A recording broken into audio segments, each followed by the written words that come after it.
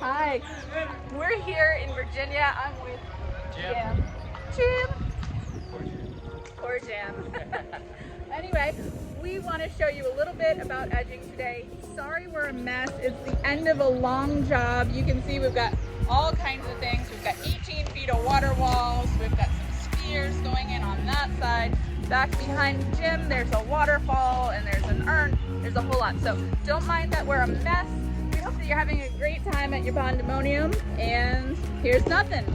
So whenever I'm thinking about edging, I'm thinking about two things. Number one, always the most important thing, make it strong.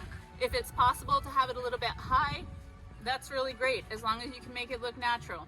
Number two, make it beautiful. Strong first, beautiful second. So what I do with the folds here on my edge, if this is my edge, I'm cutting this piece of fabric down because we don't want to wick. So go ahead and cut that down.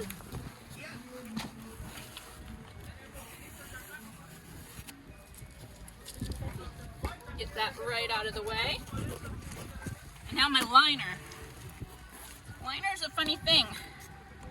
If it's too long, you can always take more off of it, but if it's too short, it's not working. So I try to leave 6 or 8 inches on the edge of my liner so that if we want to make an adjustment, if something settles over time, we can. So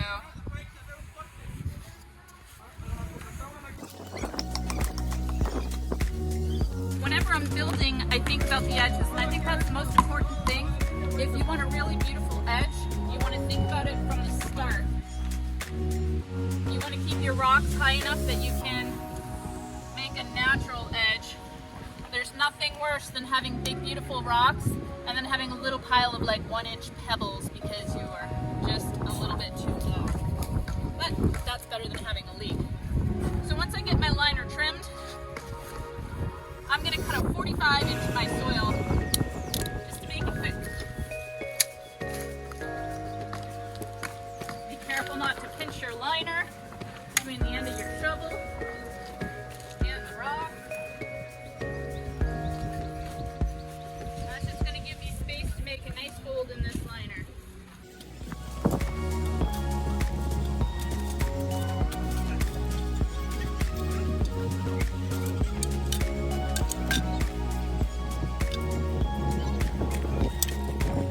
Depending on where you are in the world, you might have things like termites and roots, so this piece of fabric on the outside is going to be almost as important as the liner itself.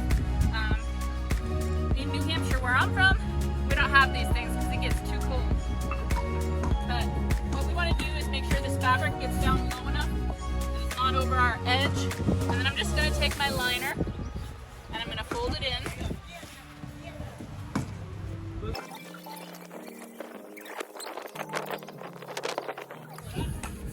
One of the things that we do, it's a little bit of a cheat, is we set the grades all the way around the top of the excavation at the very beginning. So we know that our rocks are to grade. So when we get to our edging, we already know that we're where we need to be. It saves a little bit of time at the end.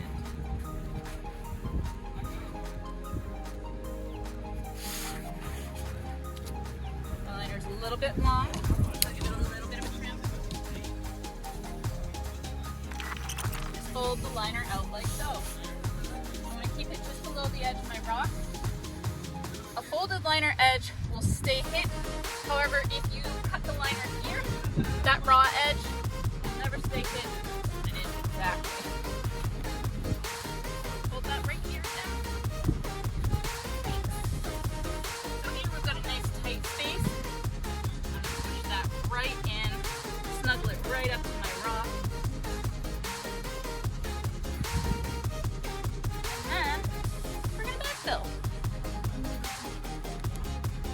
Sharp things out. We got some 57. There's a patio right next to where we're working. So I get the soil on this side. Snuggle that down on that corner.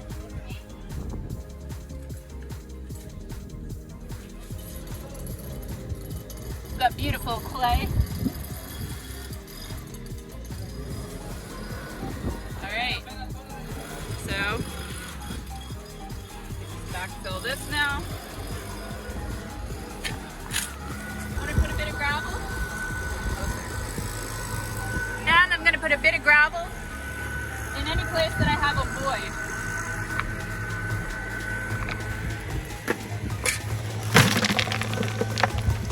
Make sure that it fishes down nice and tight.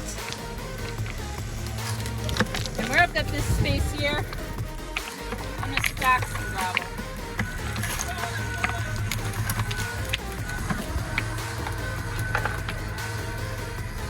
We call these the Johnny Stack after Mr. Adams, Mr. John G. When we were in Colombia on the project there, we did a lot of this because kids were always taking the rocks and rearranging them on us. So if you do this, it makes it really sturdy and kids can't pick them up when you're done.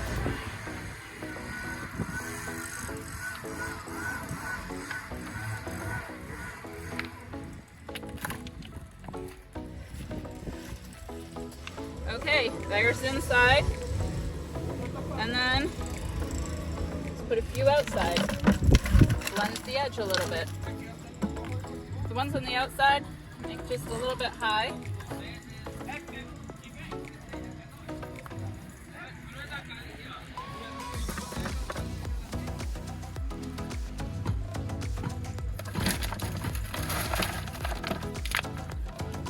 When I have the amount that I want, you can make a whole beach this way, whatever it is that you want for the project that you're doing. I backfill that with more of my soil. And then that doesn't look very natural, but a wash of gravel does. So when I'm all done, that makes it strong. This makes it look just like any other pile of gravel, but that pile of gravel isn't going anywhere.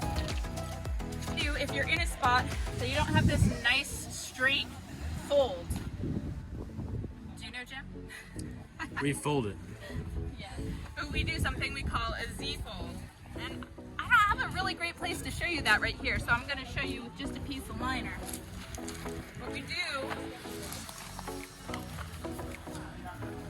this is my liner coming up like this.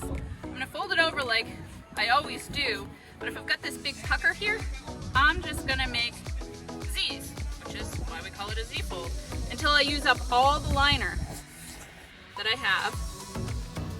Now here's the tricky thing. When you do this, it's going to want to walk on you. So you have to pinch the corners. Get them to be nice and neat and tight. The other thing you want to do is you want to make sure they're all facing downstream. Because if they face upstream, the water's going to get in here and it's going to walk up and over your liner. So all your little folds facing downstream. And there you go. That was here, like this. We just pin it in and we'd be off and running. Now, the great thing about doing a liner like this, because it's so nice and neat, when you get to the end and there's unfortunately a leak somewhere, you can check your edging really easily. All you have to do is take off that top layer and you can inspect that bit of liner. Unfortunately, if you take the liner and you roll it down to make your edge, if you crush it down or just roll it up, you end up with these little dips and these little creases. And those dips and creases can settle, and when you want to check that edge, now you got to dig the whole dang thing up. So this makes it easy to check.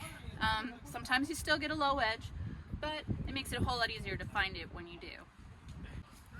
All right, well, I hope that's helpful. If you have any questions, you're always welcome to send me a message, send a little video. I'd love to hear from y'all. I hope you have a great time. Bye.